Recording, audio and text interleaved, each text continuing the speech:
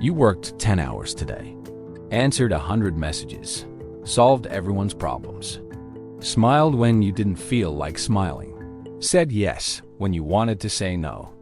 And now you're lying in bed, scrolling through your phone, feeling absolutely empty.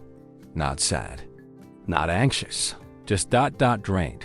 Like someone pulled the plug and all your energy just leaked out. And here's what you're probably thinking. What's wrong with me? Everyone else seems fine. Why am I so weak? Why can't I handle this? Stop right there. Let me tell you something that's going to change everything. Feeling drained is not weakness. It's not laziness. It's not you being dramatic or fragile or not tough enough. It's your brain, your incredibly intelligent, highly sophisticated brain sending you an urgent message. I need rest. Now. And ignoring that message? That's not strength. That's self-destruction. Stay with me for the next 35 minutes, because what you're about to learn will completely change how you think about exhaustion, rest, and what it actually means to be strong. This video is made so you can learn something meaningful before you sleep tonight. And by the end, you'll understand why protecting your energy isn't selfish, it's survival. Let's talk about what's really happening when you feel drained. Section 1. What drained actually means. Here's what nobody tells you about being tired. There's physical tired, like after you run a marathon or move furniture all day. Your muscles ache. Your body needs rest. That's simple. But then there's this other kind of tired. The kind where you didn't do anything physically exhausting, but you feel completely wiped out anyway. You sat at a desk all day. You talked to people. You made decisions. You dealt with stuff. And now you feel more exhausted than if you'd run 10 miles. What is that? Psychologists call it cognitive fatigue or mental depletion. But I'm going to explain it in a way that actually makes sense. Your brain is an energy hog. It's only 2% of your body weight, but it uses 20% of your total energy. 20%. Every time you make a decision, control an emotion, focus on something boring, have a difficult conversation, resist a temptation, try to remember something, switch between tasks, deal with conflict, pretend to be okay when you're not, you're burning mental fuel. And here's the thing most people don't understand. That fuel is limited. It's not infinite. It's not endless. You can't just push through forever without consequences. Imagine your brain has a battery. Every morning, you wake up and that battery is at 100%, fully charged, ready to go. But every single interaction, decision, and mental effort drains a little bit of that battery. Checking emails? 2% gone. Making breakfast decisions? 1% gone. Dealing with a difficult coworker? 15% gone. Holding back what you really want to say? 5% gone. Pretending to be cheerful when you're stressed? 10% gone. By lunch, you might be at 50%. By evening, maybe 20%. By the time you get home, running on 5%. And then people wonder why you don't want to socialize. Why you can't make one more decision.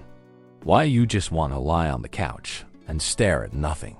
You're not weak. You're at 5% battery. And your brain is screaming, please, stop. I need to recharge. But here's where it gets worse. Most people ignore that message. They push through. They force themselves to keep going. They drink coffee. They power through the exhaustion. And you know what happens? You start running on fumes. And when you run on fumes, everything gets harder. Decisions become overwhelming. Small problems feel catastrophic. You snap at people you love. You can't think clearly. You make mistakes, not because you're incompetent, because you're operating a brain that's out of fuel. Think about your phone. When it hits 10% battery, what happens? It goes into power-saving mode. Things slow down. Functions get limited. The phone is trying to survive until you can charge it. Your brain does the exact same thing. When you're mentally drained, your brain goes into survival mode. It shuts down higher-level functions. Complex thinking? Too expensive. Emotional regulation? Can't afford it. Patience? Luxury we don't have. And that's when you feel like you're not yourself. That's when you do things that later you think, why did I react like that? Because your brain was running on empty. So when I say feeling drained is not weakness, I mean it literally. Feeling drained is a biological reality. It's your brain's fuel gauge hitting empty, and ignoring it? That's like seeing your car's gas light come on and deciding to just keep driving. You know what happens eventually? You break down on the side of the road. In the worst possible moment. Same with your brain. Section 2. The science of mental energy. Let me blow your mind with some science. There's this thing called ego depletion theory. It was discovered by psychologist Roy Baumeister, and it changed everything we understand about willpower and mental energy. Here's what they found. Self-control is not a character trait. It's a limited resource. They did this experiment. They brought people into a lab and put them in two groups. Group 1 had to resist eating freshly baked chocolate chip cookies that were right in front of them. They could only eat radishes. Torture, right? Group 2 got to eat the cookies. No resistance required. Then both groups were given a difficult puzzle to solve. Guess which group gave up faster? The cookie resistors. The people who had to use willpower to resist temptation gave up on the puzzle way faster than the people who didn't have to resist.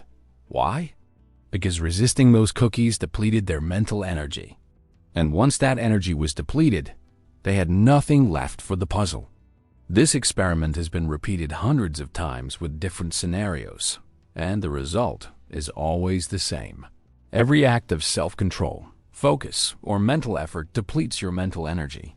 And once it's depleted, everything else gets harder. But here's what makes this even more interesting. Not all mental tasks drain you equally. Tasks you hate? Massively draining. Tasks you love? Way less draining. Forced social interaction? Extremely draining. Genuine connection with someone you like? Actually energizing. Making decisions you don't care about? Exhausting. Making decisions you're excited about? Barely noticeable. This is why you can spend 8 hours doing something you're passionate about and feel energized. But 30 minutes in a meeting you don't care about leaves you wanting to take a nap. It's not about the amount of time or effort. It's about the type of energy being used. And here's the kicker. Emotional labor is the most draining of all. What's emotional labor? It's when you have to manage your emotions or other people's emotions as part of your day. Customer service workers do this. They have to be friendly and patient even when customers are rude. Caregivers do this. They have to be supportive and positive even when they're exhausted. Anyone in a job where you have to put on a face does this. You have to be professional, cheerful, engaged, even when you're not feeling it. And every single second you're doing that, you're burning massive amounts of mental energy. Studies show that emotional labor is one of the biggest predictors of burnout. Not workload, not hours worked. Emotional labor, having to fake emotions, having to suppress real emotions, having to manage other people's emotions while ignoring your own. That's the stuff that drains your battery to zero. Now let me tell you about something even more interesting. Decision fatigue. Every decision you make, no matter how small, uses mental energy. What to wear, what to eat, which email to answer first, whether to go to that event, what to say in that text, whether to buy this or that. Each decision depletes you a little bit. There's a famous story about Steve Jobs and Mark Zuckerberg wearing the same outfit every day. People thought they were weird or obsessive, but they were actually being strategic. By eliminating the decision of what to wear, they saved mental energy for more important decisions. Barack Obama did the same thing as president. He said, "I only wear gray or blue suits. I don't want to make decisions about what I'm eating or wearing because I have too many other decisions to make." These are some of the most successful people in the world, and they understood something crucial. Decisions are expensive. The more decisions you make in a day, the worse your decisions become. Your brain literally runs out of fuel. This is why you make impulse purchases at night. Why you snap at your family after work. Why you eat junk food when you're stressed. Not because you lack discipline, because your decision-making fuel is gone. And here's the really important part that most people miss. Mental energy is not the same as physical energy. You can be physically rested, but mentally drained. You can sleep 8 hours and still wake up exhausted if your mental battery never recharged. Because sleep recharges your physical battery, but it doesn't automatically recharge your mental and emotional batteries. Those require different kinds of rest. And this is where most people mess up. They think, I'm sleeping enough, why am I still tired? Because you're not giving your brain the specific type of rest it needs. Section 3. The 5 types of rest you're not getting. Dr. Sandra Dalton Smith wrote a book about this that changed how I think about rest. She identified 5 types of rest that humans need. Not just 1, 5. And most people are only getting 1 or 2 of them, which is why they're exhausted all the time. Let me break them down. Rest type 1. Physical rest. This is the obvious one. This is sleep. This is lying down. This is giving your body a break. Most people think this is the only type of rest that matters. Sleep 8 hours and you're good, right? Wrong. Physical rest is necessary, but it's not sufficient. You can sleep 10 hours and still feel drained if you're missing the other 4 types. Rest type 2. Mental rest. This is the rest your brain needs from constant thinking, problem solving, and decision making. You know that feeling when your brain just won't shut off? When you're trying to relax, but your mind is still running through tomorrow's to-do list? That's mental exhaustion. Mental rest means giving your brain a break from making decisions, solving problems, planning and organizing, analyzing and processing information. This is why meditation works. Why staring at the ocean feels so good. Why people love mindless activities like coloring or gardening. It's not that those activities are productive. It's that they give your brain permission to stop thinking. But here's the problem. Most people never give themselves mental rest. They finish work, then immediately start thinking about what to make for dinner. Then they scroll social media, which is still mental processing. Then they watch a show, still processing information. Then they lie in bed thinking about tomorrow. Their brain never gets a break. And they wonder why they feel fried all the time. Rest type 3. Sensory rest. This is the rest your senses need from constant stimulation. Your eyes are staring at screens all day. Your ears are hearing noise constantly. Your skin is feeling clothing, temperature changes, textures. Every sense is being bombarded. All day, every day. And your nervous system is exhausted from processing it all. Sensory rest means turning off screens, sitting in silence or with gentle nature sounds, dimming lights, reducing noise, creating calm environments. This is why people love baths, why they crave quiet, why they feel better in nature.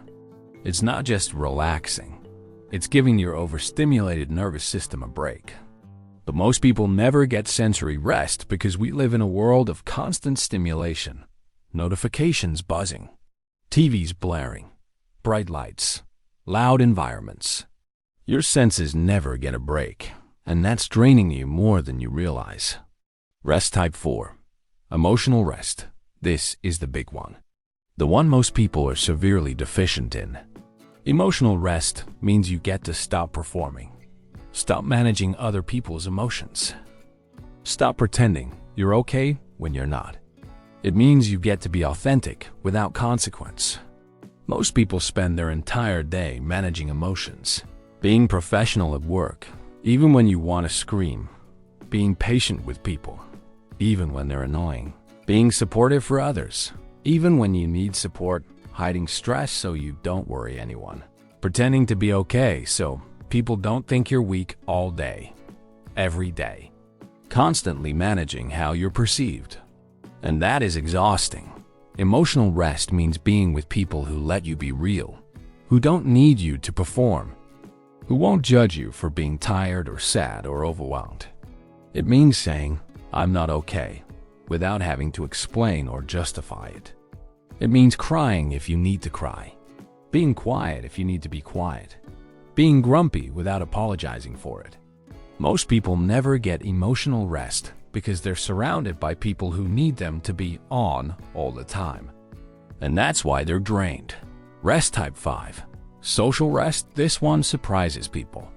Social rest doesn't mean being alone, though sometimes it does.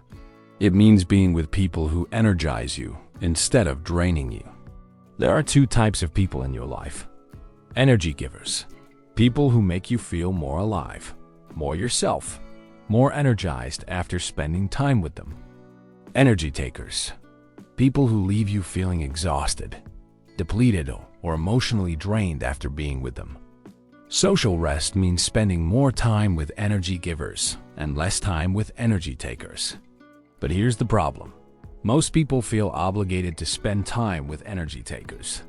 Family members who criticize, friends who only talk about themselves, co-workers who complain constantly, people who need constant emotional support but never give any back. And every interaction with these people drains your battery. Social rest means being selective about who gets access to your time and energy. It means saying no to social obligations that drain you. It means prioritizing relationships that fill you up instead of emptying you out. Now here's the key insight. You need all 5 types of rest, not just 1 or 2. Most people are getting physical rest, sleep, and maybe some mental rest. But they're getting 0 emotional rest, 0 sensory rest, and negative social rest. They're with people who drain them. And then they wonder, why am I so tired all the time? I'm sleeping enough. Because sleep is only one type of rest. And your battery has 5 different compartments that all need recharging. Section 4. Why we feel guilty about resting. Okay, so if rest is so important, why don't people do it? Why do we push ourselves to exhaustion instead of just ... resting when we're tired? The answer is complicated, and it goes deep into how we were raised and what society taught us about productivity and worth. Let me tell you what most of us learned growing up. Rest is earned. Rest is for the weak. Successful people don't rest. If you're not busy, you're not important. Exhaustion is a badge of honor. We were taught that our worth is tied to our productivity, that being tired means you're working hard. That rest is something you only deserve after you've accomplished enough. But here's the truth that nobody told you. Rest is not a reward for productivity. Rest is a requirement for being human. You don't have to earn the right to rest. You have the right to rest because you have a body and a brain that need it to function. But society has convinced us otherwise. We live in a hustle culture that glorifies exhaustion. I only slept 4 hours. I haven't taken a day off in months. I'm so busy I barely have time to eat. And we say these things like they're achievements. Like destroying our health is something to be proud of. It's insane. But it's so normalized that people feel guilty for resting. You take a day off and feel anxious about it. You sit down to relax and feel like you should be doing something productive. You say no to plans because you're tired and feel like you're letting people down. The guilt is real, and it's stopping you from getting the rest you desperately need. Let me tell you where this guilt comes from. Guilt source 1.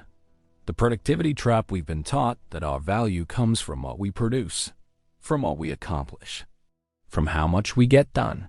So when we rest, we feel worthless because we're not producing anything. But that's a lie. Your value as a human being is not determined by your productivity. You are not a machine. You are not measured by your output. You have inherent worth just by existing. And rest is not wasted time. Rest is an investment in your future productivity. It's maintenance. It's necessary. You wouldn't feel guilty about charging your phone, would you? Then why feel guilty about charging yourself? Guilt source 2. The comparison game. You look around and see other people who seem to be doing it all. Working full-time, raising kids, going to the gym, maintaining friendships, having hobbies. And you think, what's wrong with me? Why can't I handle as much as they can? But here's what you don't see. You don't see them crying in the bathroom. You don't see their mental breakdowns. You don't see how much they're struggling behind the scenes. Everyone is curating their life for public consumption, showing the highlights, hiding the exhaustion. You're comparing your behind-the-scenes reality to everyone else's highlight reel, and convincing yourself that you're the only one who's tired. You're not. Everyone is exhausted. They're just better at hiding it. Guilt source 3. The fear of missing out. You're afraid that if you rest, you'll fall behind. You'll miss opportunities. You'll lose progress. So you keep pushing even when you're drained. But here's the paradox. Pushing through exhaustion makes you less effective, not more. When you're drained, your work quality drops. Your decision-making suffers. Your creativity disappears. You make mistakes. So by refusing to rest, you're actually hurting your performance. You're doing more, but accomplishing less. Rest makes you more productive, not less. Because rest restores your ability to focus, think clearly, and work efficiently. Guilt source 4. The other people have it worse trap. This is the one that keeps so many people from resting. Other people have harder lives than me. Who am I to complain about being tired? People are dealing with real problems. My exhaustion doesn't matter. I should be grateful. I have no right to feel drained. Stop. Just stop. Your exhaustion is valid regardless of what anyone else is going through. Someone else having bigger problems doesn't make your problems disappear. Someone else being more tired doesn't make you less tired. You're allowed to be drained. You're allowed to rest. You don't need permission. You don't need to justify it. Your exhaustion matters because you matter. Section 5. Protecting your energy like you protect your goals. You protect your goals fiercely, right? You make time for the gym. You prioritize your career. You show up for commitments. You push through obstacles because your goals matter to you. But your energy? You let everyone and everything drain it without question. You say yes to things you don't want to do. You let people cross your boundaries. You overcommit. You don't rest because you feel guilty. And then you wonder why you can't achieve your goals. Here's the truth. Your energy is the foundation for everything else. Without energy, you can't pursue your goals. You can't be there for people you love. You can't think clearly. You can't function. Your energy is not a luxury. It's a necessity. And it needs to be protected the same way you protect your time, your money, and your goals. So how do you do that? How do you actually protect your energy? Strategy 1. Track your energy drains. For 1 week, pay attention to what drains you. Which people leave you feeling exhausted? Which activities feel like work even though they're supposed to be fun? Which obligations make you dread the day? Which environments make you feel overwhelmed? Write it down. Get specific. Because once you know what drains you, you can start making conscious decisions about it. You can't avoid everything that drains you, but you can minimize it. You can set boundaries around it. You can prepare for it. Strategy 2. Schedule rest like you schedule everything else. You schedule meetings. You schedule workouts. You schedule social plans. But rest? You just assume it'll happen when you have time. And you know what? You never have time. Because rest doesn't happen by accident. It has to be intentional. Put it in your calendar. Literally schedule rest time. Sunday morning. Mental rest. No phone, no plans. Just being. Wednesday evening. Emotional rest. Time with close friend who gets you. Every night at 8 p.m. Sensory rest. Dim lights. quiet space, no screens. Treat rest like a non-negotiable appointment, because it is. Strategy 3. Learn to say no without guilt. This is the hard one, the one most people struggle with. But here's the truth. Every yes to something is a no to something else. When you say yes to plans you don't want, you're saying no to rest. When you say yes to extra work, you're saying no to your mental health. When you say yes to people who drain you, you're saying no to yourself. You have to get comfortable saying no. Not rudely, not with long explanations. Just no. I appreciate the invite, but I need to rest this weekend. I don't have the capacity for that right now. I'm prioritizing my energy, so I'll have to pass. You don't owe anyone an explanation for protecting your energy. Strategy 4. Identify your energy givers. Remember what I said about energy givers versus energy takers? You need to be intentional about spending more time with people who energize you. Who are the people you can be completely yourself around? Who are the people who fill you up instead of emptying you out? Who are the people who respect your need for rest? Prioritize them. Make time for them. Protect those relationships. Because they're not just fun to be around. They're essential for your well-being. Strategy 5. Create energy rituals. These are small, consistent practices that help you recharge throughout the day. Morning ritual. 10 minutes of silence before checking your phone. Lunch ritual. Eat away from your desk. No screens after work ritual. 15 minutes of sitting in your car before going inside. Evening ritual. No screens 30 minutes before bed. These rituals create pockets of rest throughout your day. They're not big. They're not time-consuming. But they're powerful because they give your brain micro breaks that prevent you from reaching complete exhaustion. Strategy 6. Set energy boundaries. This is different from time boundaries. Time boundaries are, I'm not available after 6 p.m. Energy boundaries are, I'm not available for emotionally heavy conversations when I'm already drained. Energy boundaries mean not taking on other people's emotions as your responsibility, not feeling obligated to fix everyone's problems, not letting people vent to you without your consent, not sacrificing your well-being to make others comfortable. This doesn't make you selfish. This makes you sustainable. You can't pour from an empty cup. And constantly letting people drain you leaves you with nothing for yourself. Section 6. The strength in resting. Let me tell you something that society gets completely backwards. Pushing through exhaustion is not strength. It's self-destruction. Real strength is knowing when to stop. Real strength is respecting your limits. Real strength is choosing rest, even when the world tells you to keep going. Think about athletes. The best athletes in the world don't train 24/7. They have rest days. They have recovery periods. They understand that rest is when the body gets stronger. Why? Because growth doesn't happen during the workout. Growth happens during rest. That's when your muscles repair and become stronger.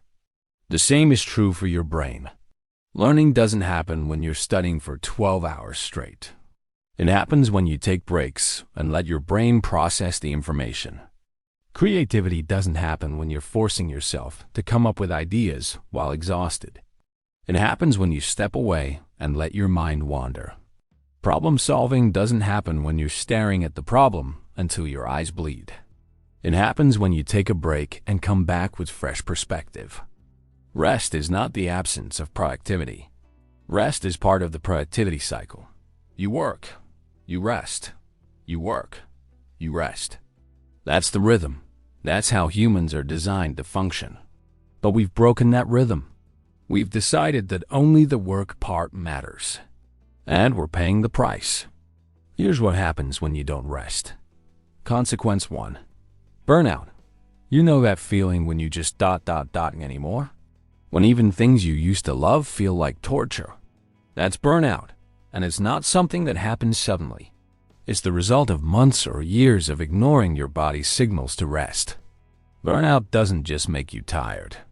It makes you cynical, disconnected, numb. It takes away your ability to care about anything. And recovering from it takes months, sometimes years. All because you didn't rest when you needed to. Consequence 2. Poor health. Chronic exhaustion destroys your immune system. You get sick more often. You heal slower.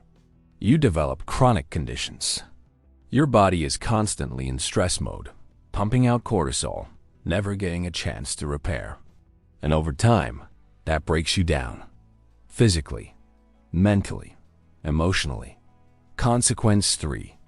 Damaged relationships. When you're drained, you're not present. You're irritable. You snap at people. You don't have patience. You hurt people you love not because you're a bad person, but because you have nothing left to give. And over time, those relationships suffer. People pull away. Connection weakens. All because you didn't protect your energy. Consequence 4. Lost potential. This is the one that breaks my heart. How many goals have you abandoned because you were too tired to pursue them? How many dreams have you given up on because you didn't have the energy? How many versions of yourself have you never become because you were running on empty? Your potential is limited by your energy. And if you're constantly drained, you'll never reach it. Now let me tell you what happens when you do rest. Benefit 1. Mental clarity. When you're rested, you think better. You solve problems faster. You make better decisions. Your brain actually works the way it's supposed to. Benefit 2. Emotional resilience. When you're rested, you can handle stress. Things that would normally overwhelm you feel manageable. You have the emotional capacity to deal with life. Benefit 3. Better relationships. When you're rested, you're present.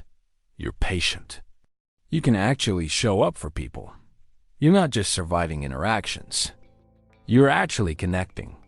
Benefit 4. Sustainable success. When you rest, you can sustain your efforts long-term. You don't burn out. You don't quit.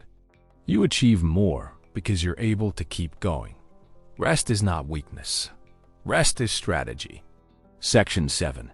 How to start resting, even if you're bad at IT. Okay, so you're convinced. Rest is important. You need to do it. But how? Especially if you're someone who's terrible at resting. Let me give you practical steps. Step 1. Start small. You don't have to take a month-long vacation. You don't have to quit your job. Start with 5 minutes. 5 minutes of sitting quietly. 5 minutes of not doing anything productive. Just 5 minutes where you give yourself permission to exist without purpose. That's it. That's the start. Step 2. Identify what rest looks like for you. Rest is not one size fits all. For some people, rest is being alone in silence. For others, rest is being with loved ones. For some people, rest is doing nothing. For others, rest is doing something low stakes and enjoyable. Figure out what actually rests you, not what Instagram says rest should look like. Step 3. Remove the obstacles. Why don't you rest? What's stopping you? Is it guilt? Is it fear of falling behind? Is it other people's expectations? Identify the obstacles, then address them. If it's guilt, remind yourself that rest is necessary, not optional. If it's fear, remind yourself that exhaustion makes you less effective, not more. If it's other people, set boundaries and communicate your needs. Step 4. Make rest easier than not resting. This is key. If resting requires a bunch of steps, you won't do it when you're exhausted. So make it easy. Have a cozy rest space already set up.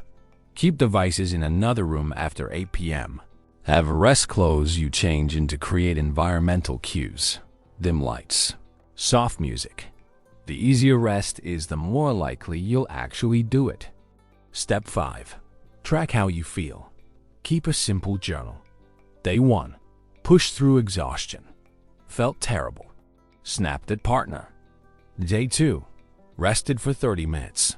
Felt better. More patient. When you see the correlation between rest and how you feel, it becomes easier to prioritize. Here's what I want you to understand. In a world that glorifies exhaustion, rest is rebellion. In a culture that equates busyness with importance, rest is revolutionary.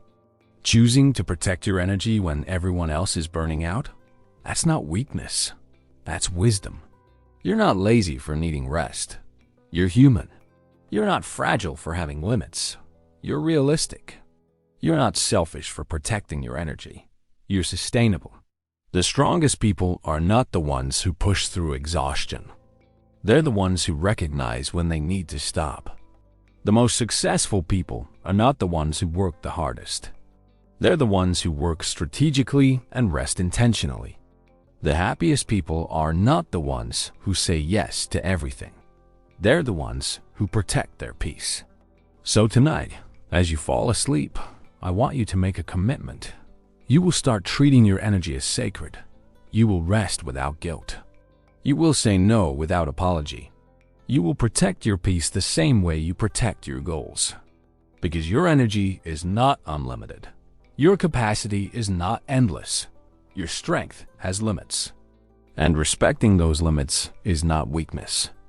It's the smartest thing you can do. Sleep well, rest deeply, and wake up knowing that choosing rest is choosing yourself. And that's not selfish. That's survival.